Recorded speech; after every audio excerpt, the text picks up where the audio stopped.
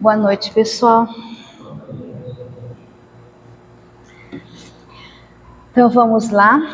O tema da noite será a esperança como âncora da alma. E foi muito interessante elaborar essa palestra, eu vou explicar para vocês por quê. Então vamos lá. Eu sempre gosto de começar com as definições. Então, segundo o grande dicionário OAS online, a esperança é o sentimento de quem vê como possível a realização daquilo que se deseja. Confiança em coisa boa, fé. Isso é a denominação de esperança.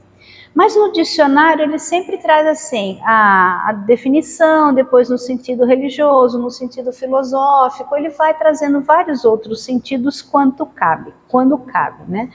Então, num sentido religioso, a esperança é a segunda das três virtudes básicas do cristão, ao lado da fé e caridade. Então, é fé, esperança e caridade.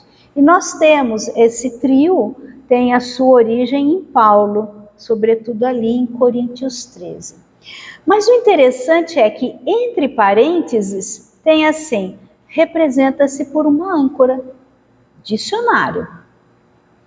Aí eu fui pesquisar, né, por que ela é representada por uma âncora. Então, nós temos a esperança em encontrar-se associada à imagem de uma âncora, nós temos a sua origem no apóstolo Paulo.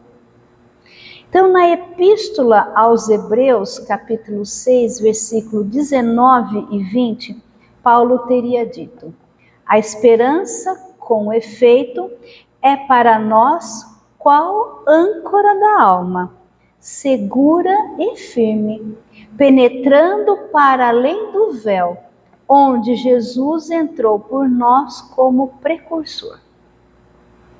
Então, esse é um trecho, o que vem antes, o que vem depois, esse é um trecho que possui uma exegese bíblica, ou seja, uma interpretação bíblica bastante rica em seus detalhes. Mas nós vamos nos concentrar apenas no que Paulo diz a respeito da esperança, tá? Então vamos retomar. A esperança com efeito é para nós qual âncora da alma, segura e firme, penetrando para além do véu. O que é esse penetrando para além do véu? O véu, antigamente, mesmo no Egito, era o símbolo do que separava a vida da morte. Penetrando para além do véu, ou seja, a esperança penetrando na imortalidade, penetrando na espiritualidade, onde Jesus entrou por nós como precursor. Ou seja, Jesus, através da sua morte e ressurreição, provou que a morte não existe. Nos contou efetivamente dessa imortalidade, tá? Então esta seria uma interpretação bem rápida, bem básica. Mas aí, pessoal, eu gosto assim, eu estudo em casa em 3 Bíblias, eu tenho 3 Bíblias para estudar. A Bíblia Almeida, a Bíblia de Jerusalém, que é considerada uma das mais fiéis aos textos mais primitivos, né? E a Bíblia do Peregrino, que também é bastante conceituada. E essas Bíblias que eu compro, elas possuem, sabe aqueles rodapé bem grandes para explicar o que cada palavra significa, muito interessante. Então, olha o que eu descobri no rodapé, na explicação de rodapé da Bíblia de Jerusalém, que diz assim, que a âncora é símbolo clássico da estabilidade. A âncora, ela simboliza o quê? Esse equilíbrio, essa segurança, essa firmeza ou estabilidade é a mesma coisa que imperturbabilidade. Imperturbável. Então, a âncora é o símbolo clássico da estabilidade. E que durante o século II, ou seja, de 101 a 200, mais ou menos, depois de Cristo, Na iconografia cristã, ou seja, nesse conjunto de representações que os cristãos foram criando no século II e mesmo ao longo do tempo, olha o que a Bíblia de Jerusalém traz. A âncora tornou-se a imagem privilegiada da esperança. Então, para a cristandade, a âncora tornou-se a imagem privilegiada da esperança, que tem ali a sua origem em Paulo. Tá? Isso é a explicação da Bíblia de Jerusalém. Mas aí eu fui na Bíblia do Peregrino. Ai, o que eu achei, gente, foi lindo. Eu achei muito legal. Olha que legal. Então, na Bíblia do Peregrino diz assim, que antigamente havia âncoras que não se arriavam para fundear. O que isso significa? Como é que a gente conhece hoje a imagem da âncora? Não é aquela coisinha pontuda que o navio joga lá no fundo, vai com aquele peso todo, afunda e fica ali? E aí quando ele vai sair, né, ele tem que levantar a corrente, tirar essa imagem. Então, antigamente não era isso que existia, mas eram âncoras que se agarravam com ganchos a alguma cavidade da costa. Então é como se fosse assim, a âncora era como se fosse um tridente virado para cima, que quando jogava ela enganchava, tá? Antigamente era assim. Então, penetravam na terra, uniam o navio com a terra firme. Então, aqui a Bíblia do Peregrino só está explicando qual era a âncora da época. Tá? Agora vem a simbologia. Assim é nossa esperança, que penetra no santuário celeste e tem aí o seu gancho. Ai, gente, eu achei lindo isso. Então, a âncora, a nossa esperança, ela penetra no santuário celeste, como se fosse uma âncora. Ou seja, ela penetra na imortalidade, na espiritualidade. E tem aí o seu ponto de fixação, o seu ponto de apoio. Ou seja, é quando a nossa esperança penetra nessa imortalidade que nós temos estabilidade, que nós temos firmeza, que nós temos segurança. Por isso que a âncora é o símbolo a imagem privilegiada da esperança. Deu para entender, então, por que a esperança ela é representada por uma âncora? Que foi uma representação que os próprios cristãos criaram, sobretudo no século II. Mas aí, pessoal, ainda segundo o apóstolo Paulo, onde deve se estabilizar a nossa esperança? Segundo Paulo, a nossa esperança deve ter o seu ponto de apoio em Jesus Cristo, que nos provou a imortalidade e abriu para nós um caminho para uma mais ampla conexão com Deus. Então é em tudo que Jesus nos trouxe que deve se estabilizar a nossa esperança. E aí eu trouxe um trecho do romance Tecelões do Destino, romance bem antigo, nossa, que faz acho que mais de 20 anos que eu li, foram um dos primeiros romances que eu li. Tecelões do Destino, do médium Eurípides Kiel, do espírito Domitila. Olha que interessante. Houvesse fé, ainda que do tamanho de um grão de mostarda, segundo o magistral aconselhamento de Jesus, que isso exemplificou a exaustão, só esperanças existiriam naquele que espera. Se seguíssemos aquilo que Jesus falou, o mesmo pensamento de Paulo, onde deve se estruturar a nossa esperança? Em Jesus Cristo. Só esperança existiriam naquele que espera. E isso não é simples artifício expressivo, mas sim postura de equilíbrio existencial. Por quê? A esperança é postura de equilíbrio existencial, porque ela é como uma âncora que nos estabiliza, que nos torna imperturbável, que nos equilibra, que nos dá segurança. Vocês entenderam? Consegui passar para vocês o porquê que a âncora, a imagem privilegiada da esperança para a cristandade, o que ela representa? E aí, pessoal, eu estava pesquisando a palestra, eu percebi assim, que eu podia seguir por dois caminhos. Considerar, falar sobre a esperança numa perspectiva espiritual e falar da esperança numa perspectiva comportamental. Quando a gente fala da importância de a gente ter um pensamento positivo, de a gente acreditar nos próprios potenciais, são as duas linhas. Então, eu escolhi a perspectiva espiritual para apresentar para vocês hoje. Muito embora sobrou material, eu já montei até a perspectiva comportamental, tá? Muito interessante esses dois lados da esperança, né? Então vamos analisar apenas por uma perspectiva espiritual, a esperança.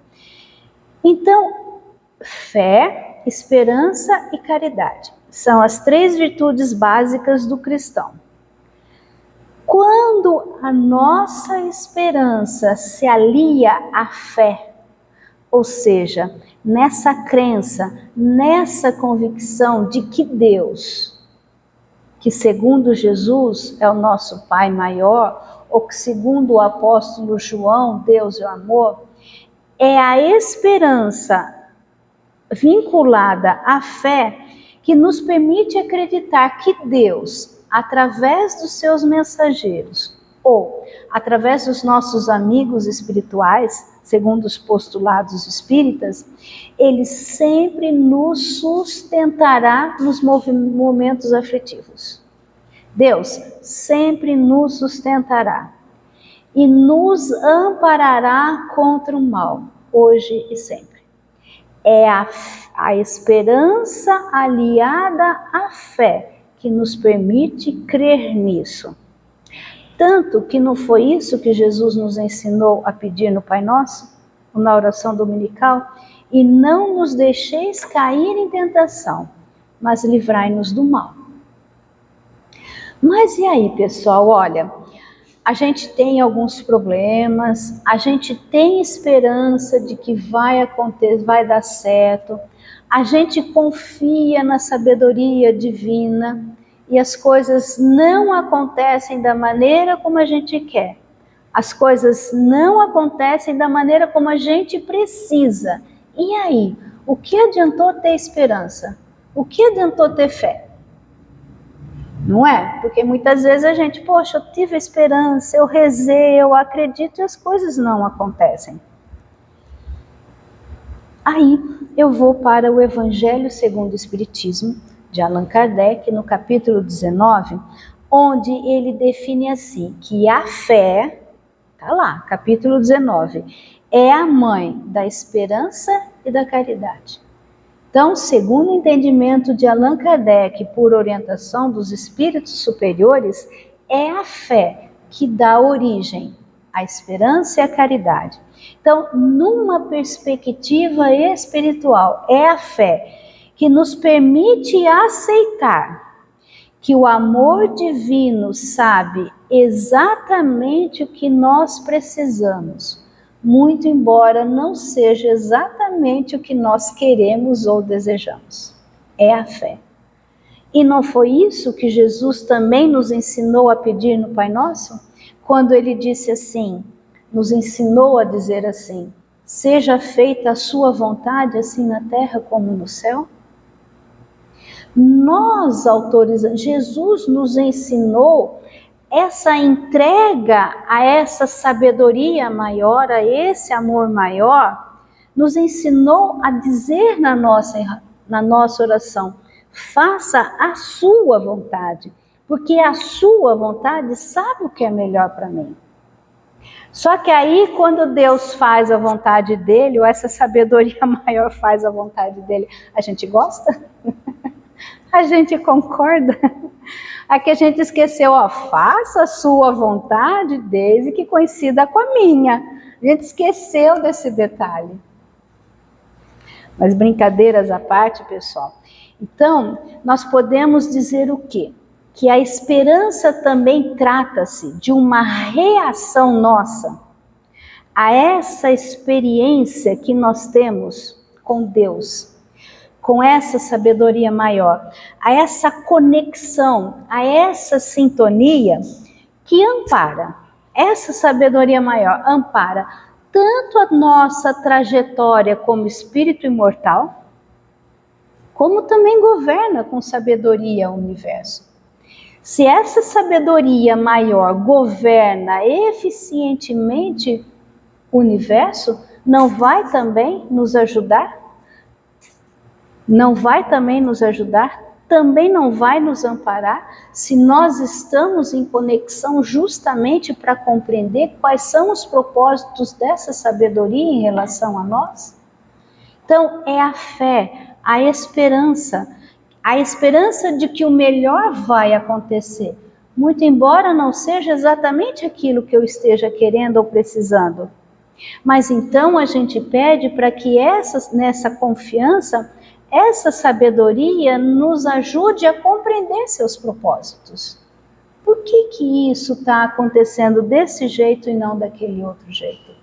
É também a fé, é também a esperança de que o melhor sempre vai acontecer, haja o que houver. Mas aí, pessoal, tudo bem, a gente definiu a esperança como âncora, a gente falou da esperança como sendo essa confiança absoluta na sabedoria divina. Mas e aí? Como é que o Espiritismo pode nos ajudar no cultivo dessa esperança? O que o Espiritismo nos traz em termos de conhecimento que de uma forma mais racional a gente consiga efetivamente desenvolver, alimentar a nossa esperança.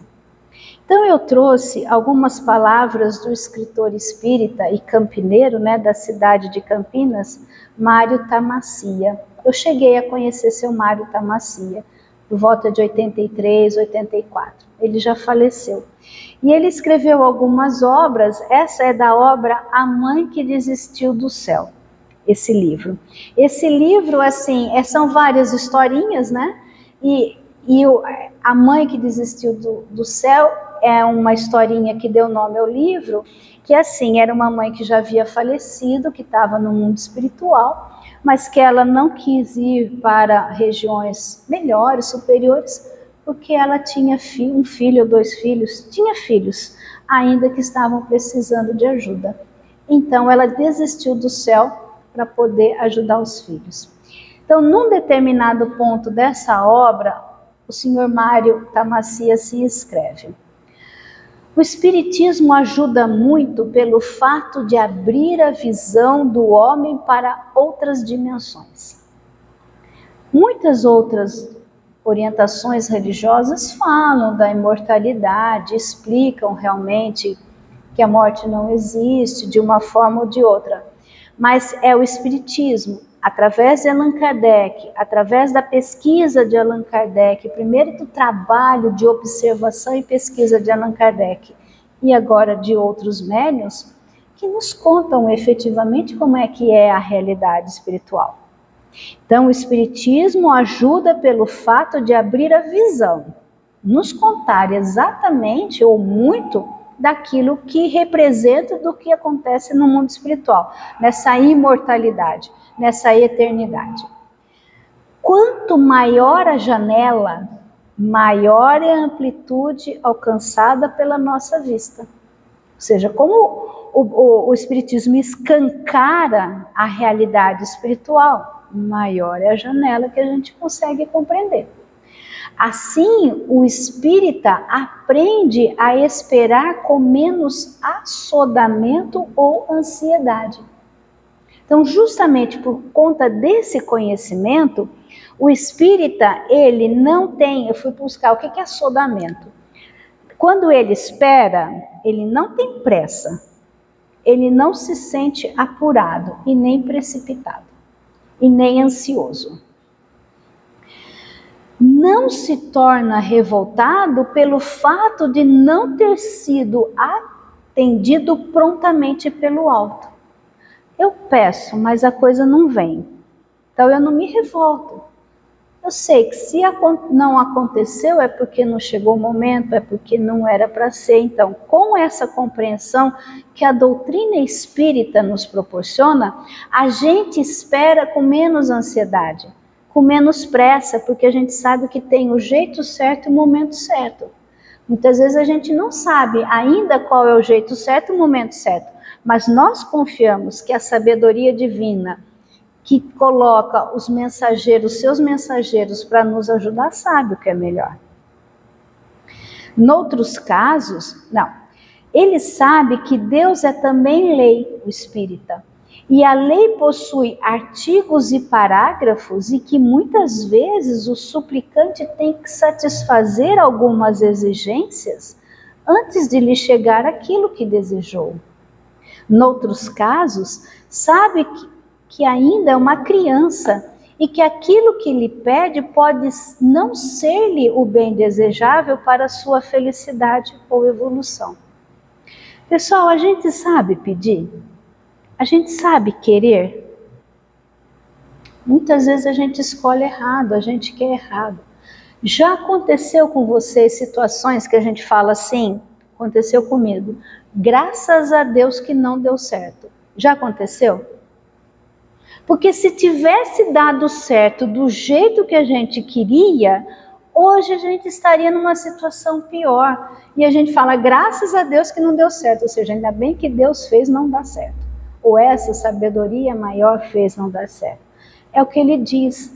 Muitos casos a gente é uma criança e muitas vezes a gente não sabe o que pede. Mas essa espiritualidade, ou Deus, vamos se dizer assim, sabe o que é melhor para a gente e não vai dar. Porque não é o melhor. Porque se der, como a gente diz na gíria, né? Se ele fizer o que a gente quer, vai dar ruim. Vai dar ruim. Melhor não dá. Ela vai espernear, você vai espernear, vai chorar, mas deixa. Uma hora ela vai ver que foi o melhor.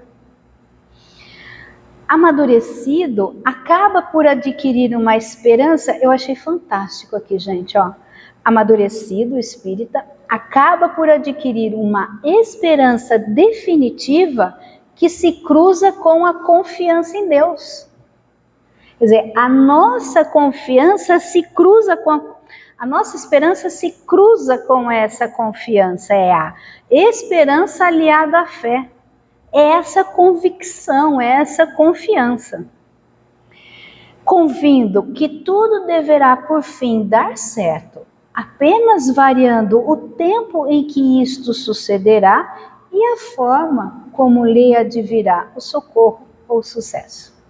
Eu achei fantástico esse texto do seu Mário. Nossa, parece que explicou muito bem. Então, quando nós somos esperançosos, além de alimentarmos a convicção de que o melhor ocorrerá, seja esse melhor qual for, nós também, pessoal, temos melhores condições de sustentar o bom ânimo, muito embora as dificuldades. Nós também nos sentimos empenhados em buscar alternativas, soluções para situações complicadas da nossa vida, para aquilo que nos entristece. Porque se algo não está correndo da maneira como nós gostaríamos, nós podemos e devemos buscar alternativas que melhorem a nossa condição. Alternativas eficientes. E aí, uma reflexão, pessoal. Vocês acham que a esperança é simplesmente sentimento ou a esperança também é atitude? O que vocês acham? Aí eu vou trazer Chico Xavier para vocês. quando o espírito André Luiz assim fala na obra Agenda Cristã. A esperança não é genuflexório de simples contemplação. Ou seja, esperança, gente, não é ficar ajoelhado rezando que tudo vai dar certo e ficar esperando. É energia para as realizações elevadas que competem ao seu espírito. Então, pessoal, não adianta a gente ficar esperando que o melhor aconteça se a gente não faz nada também para que o melhor aconteça. E aí, mais uma vez, a gente se reporta ao Evangelho segundo o Espiritismo, de Allan Kardec, no capítulo 25, intitulado Buscai e Achareis, porque é alicerçado no ensinamento de Jesus e que Kardec tem lá. Ajuda-te e o céu te ajudará. Então, sim, as coisas vão acontecer na nossa vida, o melhor que for, quando nós fizermos a nossa parte, para que o melhor aconteça.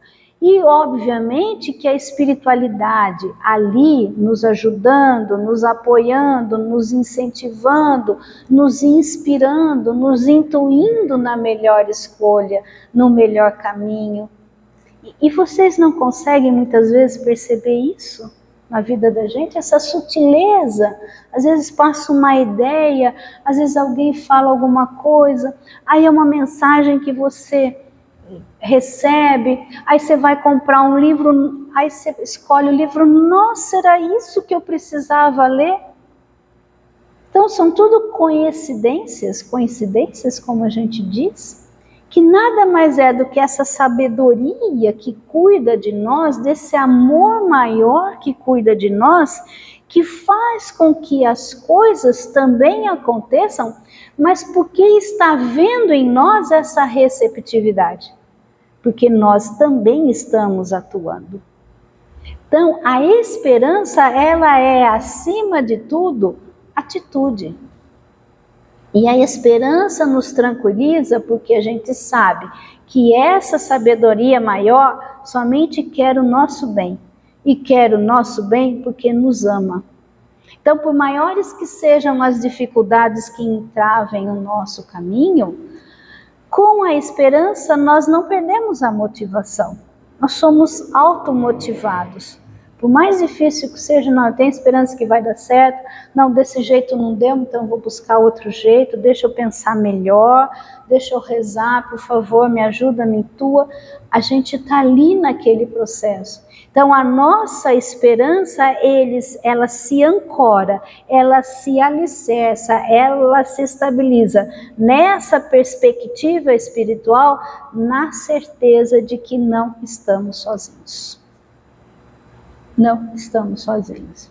E aí, pessoal, quase finalizando, eu trouxe para vocês o Salmo 23. Vocês conhecem o Salmo 23?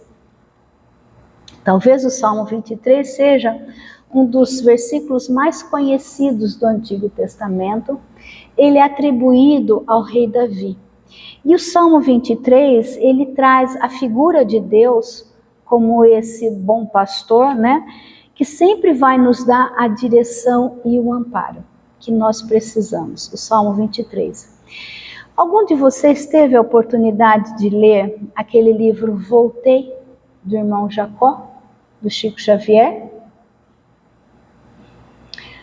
Esse livro Voltei traz o processo de morte, né, do corpo físico, desencarnação do espírito Voltei, espírito Jacó, que na realidade foi o Frederico Figner, né, um dos presidentes da Federação Espírita Brasileira.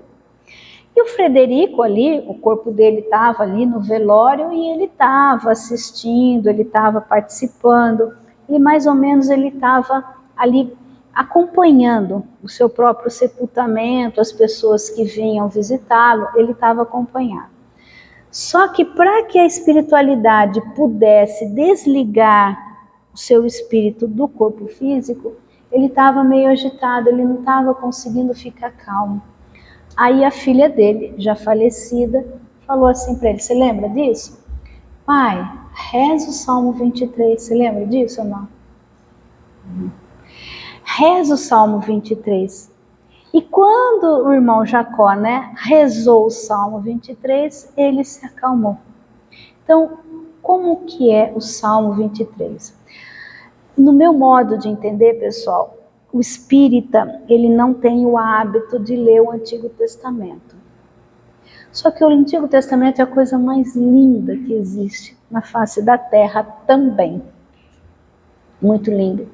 Se você compreender que o Antigo Testamento é a história, é a saga do povo hebreu para que o monoteísmo se fortalecesse.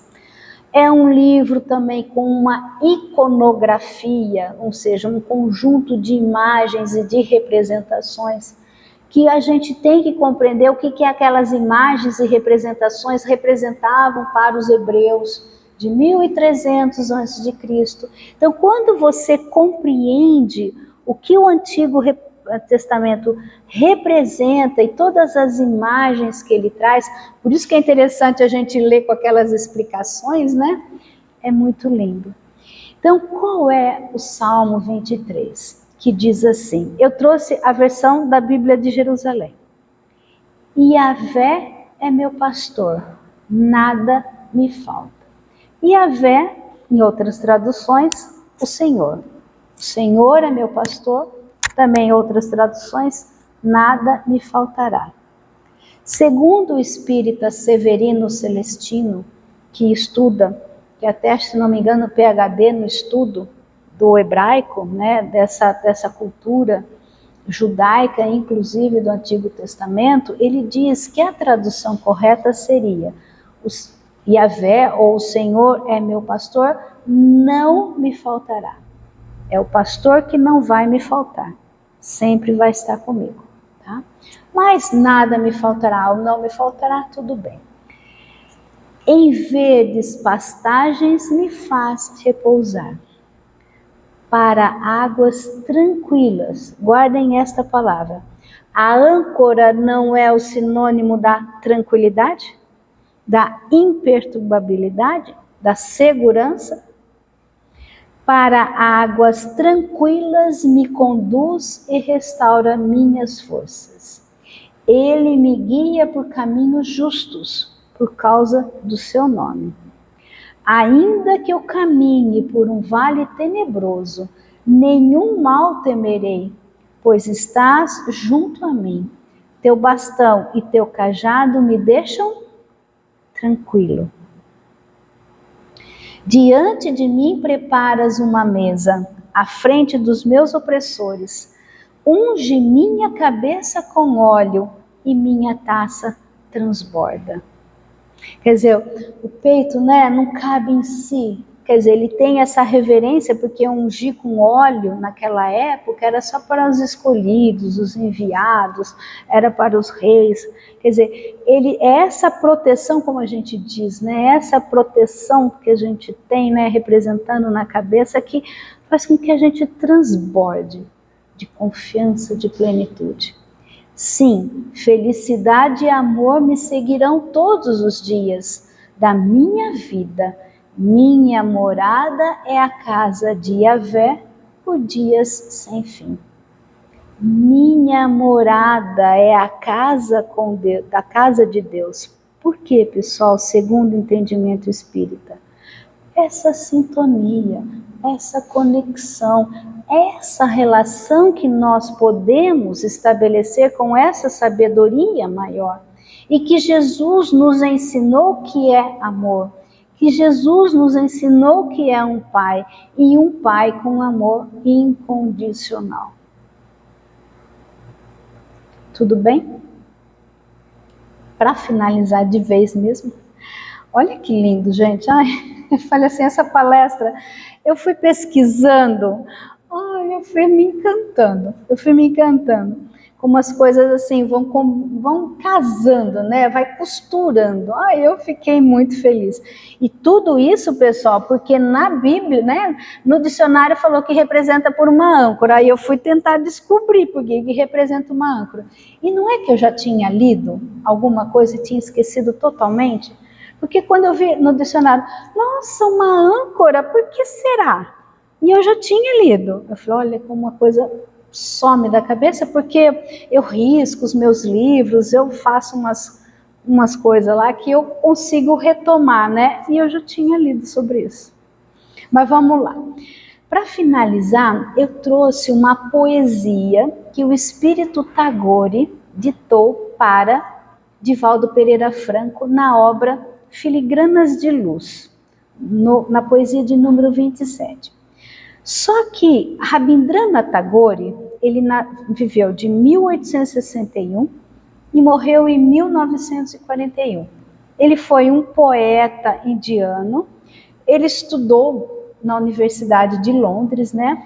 E ele pertenceu àquele movimento intitulado modernismo ou pós-modernismo, em que os poetas deixaram as métricas, deixaram as regras, para que quando eles fossem compor a poesia, elas pudessem fluir de uma forma muito natural.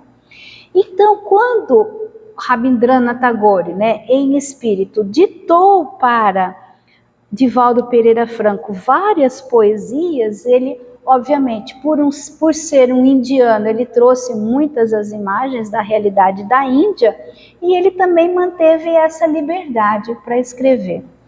Olha que lindo esse poema que fala da esperança. Magro e alquebrado, sacudido por estertores violentos, o enfermo seguia com a multidão em busca de Benares. Então, o enfermo estava indo em busca do rio Benares, é um rio sagrado da Índia, onde as pessoas se banhavam para ter saúde. Como na época de Jesus, que tinham aquelas fontes, que as pessoas também acreditavam que quando a fonte se movimentasse, era um anjo que estava passando, e se você caísse na água, né, você seria curado. O que é um estertor? Estertor. Fui buscar no dicionário.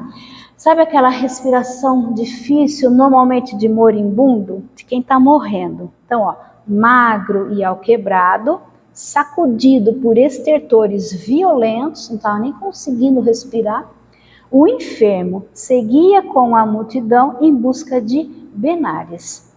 Vinha de longe, cruciado de dor, para banhar-se de vida nas águas sagradas. Aos seus lados, né, quer dizer, ele estava no meio da multidão, homens e mulheres, crianças, moços e velhos, cantavam hinos ritmados ao som de cítaras e alaúdes, batuques e flautas. Não é flauta, pessoal, é frauta. A flauta é também um instrumento de sopro, como a flauta, só que ela é de origem africana, tem mais umas outras coisas nela, tá? É a flauta. Então, quer dizer, toda aquela turma estava realmente, aquela multidão estava tocando seus instrumentos, né? Sua dor e ansiedade no corpo e nos olhos falaram-me um chamado. Acerquei-me e o acompanhei.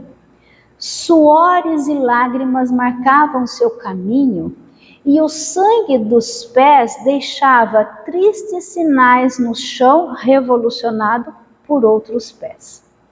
Perguntei-lhe, sob o sol chamejante, também a suar: quem és tu? E o enfermo respondeu: sou a dor. Que levas contigo? E o enfermo respondeu: a crença. Para onde vais? Ele estava indo para Benares, né? Mas para onde vai?